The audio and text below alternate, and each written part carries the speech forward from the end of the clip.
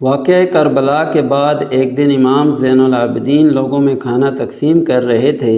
کھانا لینے والوں کی قطار میں سے ایک شخص جب امام زین العابدین کے پاس آتا ہے کھانا لینے کے لیے، امام زین العابدین اس شخص کو دیکھتے ہیں اور پھر اس کو کھانا دیتے ہیں۔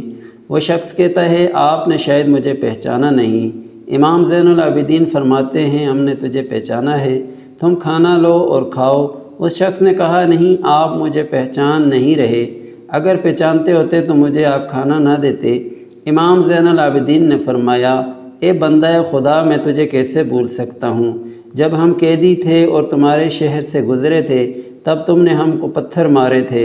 سنو، تب ہم تمہارے مہمان تھے، تم نے جو ہمارے ساتھ کیا وہ تمہاری تربیت اور سلوک تھا، اور آج تم ہم آل محمد صلی اللہ علیہ وسلم کے در پر آئے ہو، اور جو میں نے کیا وہ ہم آل محمد صلی اللہ علیہ وسلم کی تربیت اور سلوک ہے۔ ہم آل محمد صلی اللہ علیہ وسلم کے در پر جو بھی آیا خالی نہیں گیا۔ سبحان اللہ۔ شیئر کریں۔